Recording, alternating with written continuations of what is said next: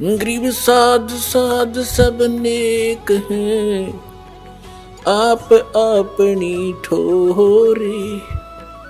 जो सतलोक ले जावेंगे वो साधु कोई और।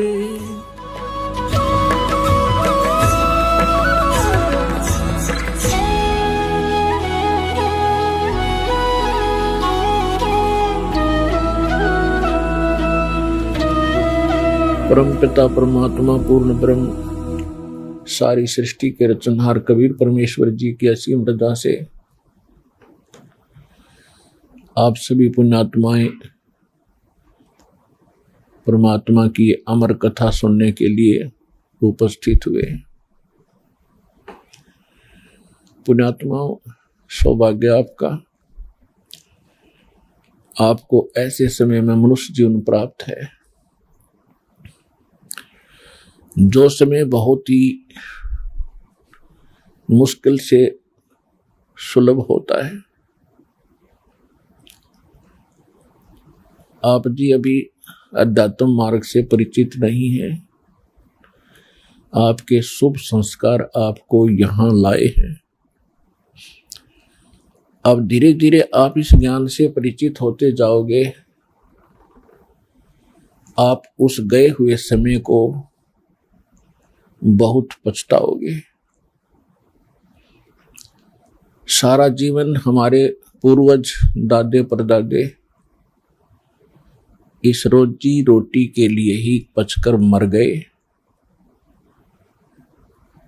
अंत में सभी कुल के कुल नाश हो गए और आज वो ना जाने किस प्राणी के शरीर में आज वो कष्ट उठा रहे होंगे।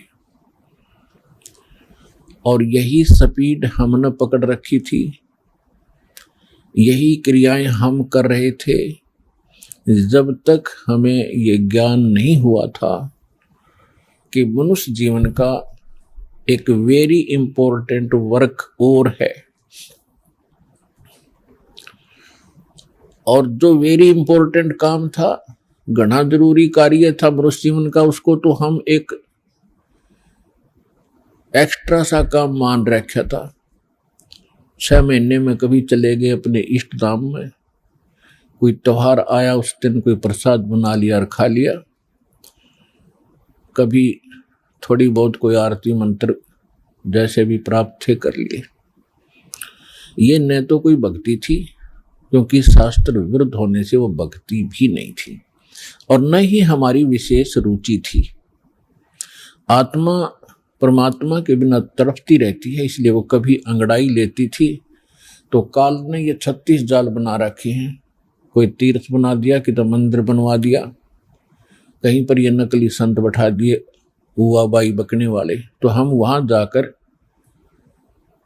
अपनी आत्मा को संतोष दिलाते थे कि हमने मत्था टेक लिया, 5.25 का प्रसाद बांट दिया और नाम ले लिया गुरुजी से, हमारा कल्याण हो ही जाएगा। ऐसा नहीं था। ये सब काल की भूल भुलैया और हमारे अध्यात्म अज्ञान का ही परिणाम था। तो यहां आने से आपको सबसे पहले अध्यात्म ज्ञान से परिचित कराया जाता है। इसके साथ साथ आप पर आने वाले सभी संकटों का भी निवारण परमात्मा करेगा, क्योंकि आप उसके बच्चे हो, आप उसके बेटा बेटी हो। यदि पिताजी समर्थ है, सक्षम है, और बेटा या बेटी किसी कारण से भी गलती कर देते हैं, उनको कोई हानि हो रही है, तो अक्षति पूर्ति पिता तुरंत कर देता है। यदि वो पुत्र और पुत्री भविष्य में माता पिता के अनुकूल चलना का वायदा करे। इसी प्रकार हम बिगड़ गए हैं, अपने परमात्मा पिता से विमुख हो गए थे, और इस काल के जाल में फंस के हम अनेकों कष्ट उठा रहे। जिसमें हम परमात्मा के पुनः समर्पित हो जाएंगे, वो हमें फिर सभी सुख देगा, उस पिता की तरह जो अपनी संतान को देता ही है। तो आपके ऊपर एक विशेष रहम किया है दाता ने, ऐसे समय में मानुष जीवन दिया और फिर पिछले शुभ संस्कार आपके यहाँ प्रेरित करके लाए हैं।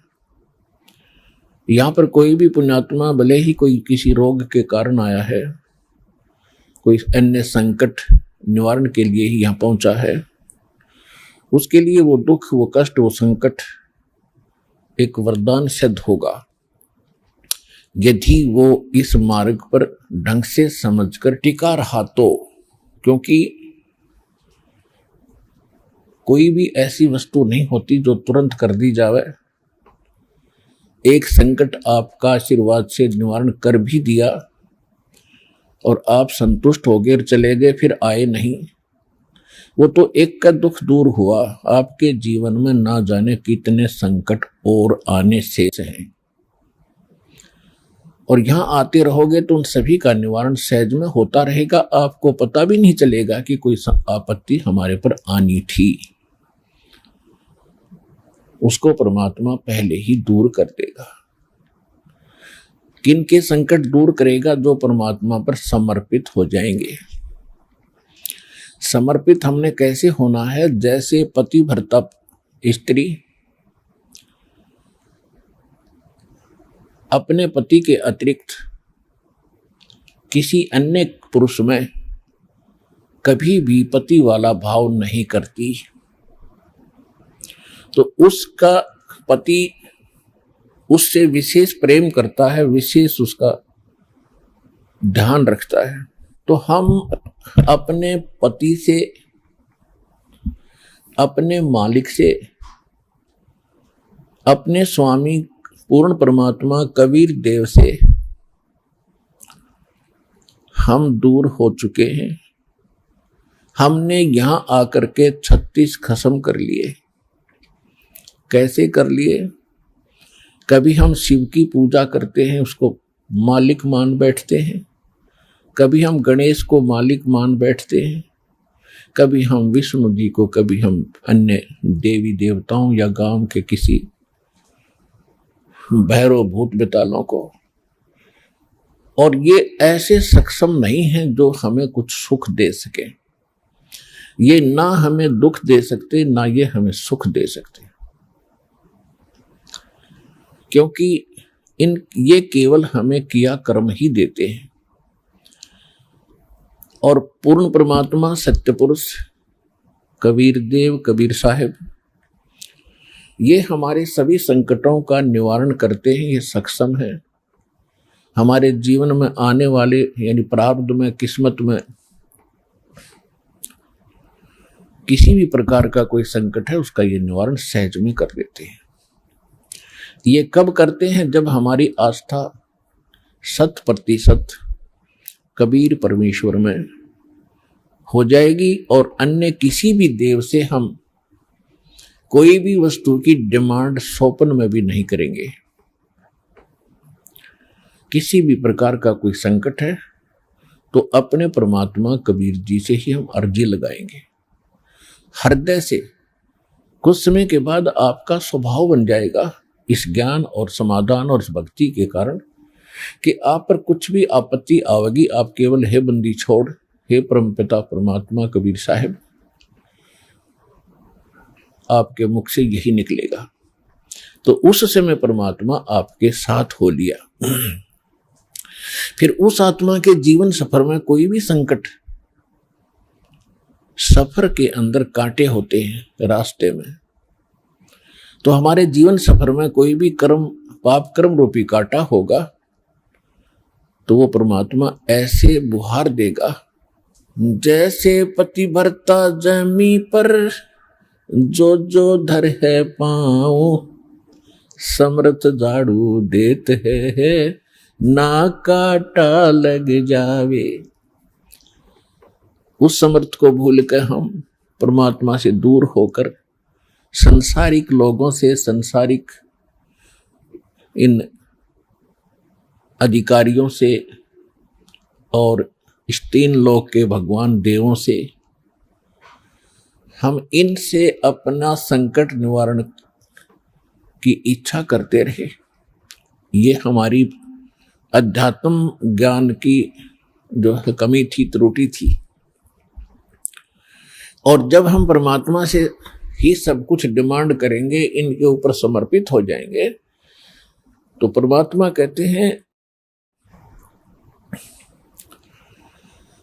जिस समय आप गर्भ के अंदर थे उस समय आपके साथ कौन था? ना मां थी, ना पिता था, ना कोई अन्य सगा संबंधी था, अकेले आप और परमात्मा, बीच में कोई नहीं था। उस समय आप सीधी पुकार कर रहे थे, हे परमात्मा मुझे इस नरक से निकाल दे। मां के गर्भ में बहुत पीड़ा होती है, उस पीड़ा को हम बाहर आने से भूल जाते हैं, क्योंकि त्रिगुण में माया, इन तीनों गुणों के प्रभाव से हम बहुत ज्यादा प्रभावित होकर के अचेत हो जाते हैं, वो पिछली सब शुद्ध बुद्ध समाप्त हो जाती है। और परमात्मा आप कितना साक्षी है कि अंदर मां के पेट में आपको उसने पाला, मां के गर्भ से बाहर आने से पहले आपकी कैसी व्यवस्था कर दी, वो कितना चिंता करता है आपकी। दांत नहीं थे तो मां के स्तन में दूध भेज दिया, और उससे पहले एक टोपा दूध नहीं था मां के स्तन में। जो परमात्मा इतना भविष्य की आपकी चिंता करता है, और बाहर आकर के आप स्वयं इतने इंटेलिजेंट बन गए, चतुर बन जाते हो, धनी बनने के लिए, अपनी सुरक्षा करने के लिए, अपने को सुखी बनाने के लिए लोगों को लूटते हो, रिश्वत लेते हो, चोरी करते हो, डाके मारते हो। आप भगवान के विधान को भूल गए, आपको याद नहीं है। जो परमात्मा आपकी इतनी केयर टेक करता है, इतनी देखभाल पहले से चिंतित है, तो अब कौन सा वो दूर है आपसे।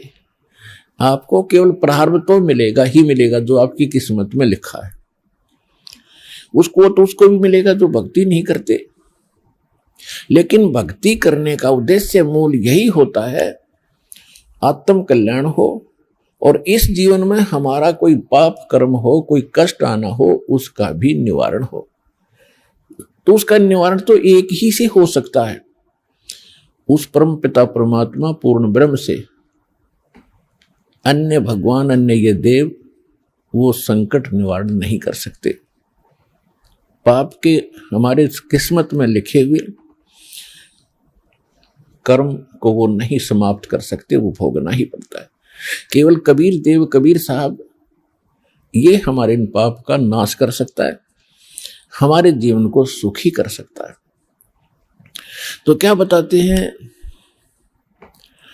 उस समर्थ की रीझ छुपाई, अब कुल कुटुंब से राता, गर्भ के अंदर बचन भरे थे, कहां गई वो बात। अब देखो परमात्मा फिर आकर हमें सचेत करते हैं, क्योंकि काल ने तो हमारे ऊपर पर्दा डाल दिया, बुद्धि पर पत्थर गिर दिए। मां के गर्भ से बाहर आते ही हम सब कुछ भूल गए, नए सिरे से पढ़ाई जाती है। ये तेरा चाचा, ये तेरी चाची, ये तेरी माँ, ये तेरे पिता, मामा, ये बुआ, और कै ख ग ग, ये नए सिरे से पढ़ाई जाते हैं। हम इतने जो है अचेत हो जाते हैं, और परमात्मा फिर आकर हमें फिर नए सिरे से याद दिलाते हैं कि उस समर्थ की रीझ छुपाई। उस समर्थ ने आपके ऊपर प्रसन्न होकर के आपकी प्रार्थना सुनी। रीझ माने खुश होकर के आप पर जो रहम किया, वो रीझ आपके ऊपर प्रसन्न हुए। उस समर्थ की रीझ छुपाई, वो भूल गया तो उस मालिक के उस रहम को। अब कुल कुटुंब तय राता, अब भूल गया ये तेरा बेटा या कोठी या कार, ये मेरा, ऐसे वैसे सारा दिन इसी भूल भुलैया में जीवन नाश कर रहा है। और गर्भ के अंदर बचन भरे थे, कहां गई वो बात। अब परमात्मा याद दिलाते हैं, अब कहां गई वो तेरी बात, जब यूं क्या था मां के पेट में कि हे परमात्मा एक बार मुझे बाहर निकाल दे, कभी भी गलती नहीं करूंगा, आपकी याद गणी रखूंगा और आप पर पूरा विश्वास करूंगा। निर्वाह के लिए कार्य करते समय भी आपकी याद कभी नहीं भूलूंगा। और अब हम क्या करते हैं केवल सांसारिक इन कार्यों में सारा जीवन लगाते हैं, भगवान की याद तो कभी कोई चर्चा करता तभी आती है, ना तो स्वप्न में भी ना आती है हमारे को। तो उसके लिए क्या बताते हैं कि वो परमात्मा जब आपको मां के गर्भ में भी सुरक्षित रखता है, आपके बाहर आने से पहले आपके आहार के लिए मां के स्तन में दूध भेजता है, तो आगे आने वाले जीवन में जो तूने जैसा किया है उसमें क्या वो कमी करेगा? तो इस आधार से भी हमने उन बुराइयों से हट जाना चाहिए जो हम स्वयं धनी बनना चाहते हैं, चोर मिलावट करके, झूठ बोल के, चोरी करके हम इस तरह जो धनी बनना चाहते हैं, रिश्वत लेकर, तो ये हमारी भूल है। ये पैसा ऐसे एकत्रित किया हुआ आपके पास नहीं रहे। परमात्मा आप पर रहम करेगा और उसकी भक्ति सत्य करोगे तो जो प्रारब्ध है वो तो आपका मिलेगा मिलेगा, लेकिन उस प्रारब्ध के अंदर जो कांटे हैं कर्म के वो नहीं दुख देंगे, और फिर प्रारब्ध से अधिक भी देगा, क्योंकि परमात्मा के पास वो समर्थ है, वो उनके पास एक वीटो पावर है, वो केवल कबीर साहब के पास है। जैसी आपकी श्रद्धा और लगन देखेगा, विश्वास और दृढ़ता देखेंगे, तो आपको किस्मत से अधिक भी देंगे, अच्छा भी देंगे, और आपके पाप रूपी कर्मों के कांटों को भी वो पहले ही निकाल देंगे। आप तक तो आने भी नहीं देंगे वो, जब आप पर समर्पित हो जाओगे उनके ऊपर कैसे समर्पित होंगे? और फिर वो कैसे करेगा? जो पति भरता पति से राती, आन पुरुष नहीं भावे, बस पी हर में सुरत प्रीतम में, ऐसे जान लगावे। कि जैसे पतिव्रता अपने पति से ही लीन रहती है, आन पुरुष अन्य पुरुष नहीं भावे, उसके मन में स्वप्न में भी नहीं आता अन्य पुरुष के प्रति कोई भी कुविचार। और यदि वो लड़की अपने माँ के चली जाती है तो भी अपने पति की शुद्ध, वो मुख से नहीं बोलती लेकिन अंदर से वो नहीं भूल पाती। ऐसे ही आप उस परम पिता पर आश्रित हो जाओगे। कहीं पर भी आप काम कर रहे होगे, किसी भी फील्ड में, चाहे दुकान, मजदूरी, किसानी या नौकरी, तो आप उसी लड़की की तरह उस पर अपने पति यानी कबीर भगवान को, परमात्मा को, उस मंत्रों को, उसके रहम को आप कभी भूल नहीं पाओगे। तो उस समय आपका नाता उस परम पिता से जुड़ चुका है। यदि आप पल पल पर भूल जाते हो, याद नहीं रहती है भगवान की मेहर, तो अभी आपकी समर्पण भाव में कोई कमी है, जिस कारण से भगवान ने आपको दृढ़ता से नहीं पकड़ा है। तो जब आपको परमात्मा दृढ़ता से कैच कर लेगा, आपकी सच्चा समर्पित भाव देख लेंगे, वो तो अंतर्यामी है। तो उस समय कहा है कि जैसे पतिव्रता जमीन पर और जो जो धर है पांव, जितने कदम रखती है, समर्थ झाड़ू देत है, ना काटा लग जाए। इतना दयालु है ये कबीर भगवान। आपके जीवन रूपी सफर में आपके कदम रखने से पहले आपके वो पाप रूपी कांटों को बुहार देगा, झाड़ू दे देगा आपके रास्ते में, कि कहीं मेरी प्यारी आत्मा को कांटा ना लग जाए। अब दास देख रहा है, जिसने आज 20-20 वर्ष हो गए नाम लिए, ने 10-10 वर्ष हो गए, 15-15 वर्ष हो गए, 5-5 वर्ष हो गए, 6-6 वर्ष हो गए, अब वो कितना सुखी जीवन जी रहे हैं, और उनके घरों के पास में, दूसरे रिश्तेदारों में, अपने घरों में दूसरे चाचे ताऊओं में के कर टूट रहे हैं, और कितने कितने दुखों का वो सामना कर रहे हैं। तो वो इन पर भी आने थे, आज उनको पता भी नहीं कि हमारे ऊपर कोई कष्ट आना था, क्यों आया ही नहीं। तो पुण्यात्माओं, आज उन भक्तों से पूछकर देखना आप, क्योंकि आपको यहाँ इकट्ठा इसलिए किया जाता है, आपसे पहले लगे हुए बच्चे भाई बहन आपके भी यहाँ आते हैं और वो आपको अपना अनुभव सुनाते हैं कि हम ऐसे दुखी थे और जिस दिन से दीक्षा ली है, मालिक की शरण ग्रहण की है, हम पर कोई संकट नहीं आया।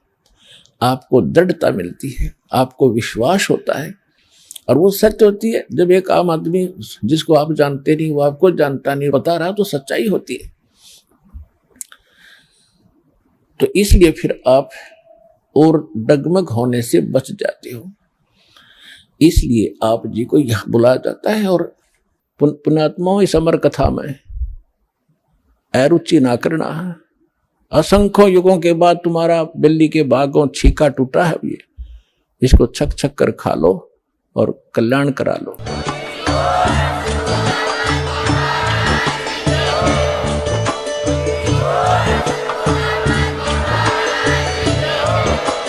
आप सुन रहे थे जगत गुरु तत्वदर्शी संत रामपाल जी महाराज जी के मंगल प्रवचन। अधिक जानकारी के लिए विजिट कीजिए हमारी वेबसाइट www.jagatgururampalji.org। संत रामपाल जी महाराज जी के शुभ आशीर्वाद से पूरे विश्व भर में 500 से भी ज्यादा नाम दीक्षा केंद्र हैं, जिन पर संत रामपाल जी महाराज जी द्वारा ऑनलाइन निशुल्क नाम दीक्षा दी जा रही है। अपने नजदीकी नाम दीक्षा केंद्र का पता करने के लिए संपर्क करें 8222880541।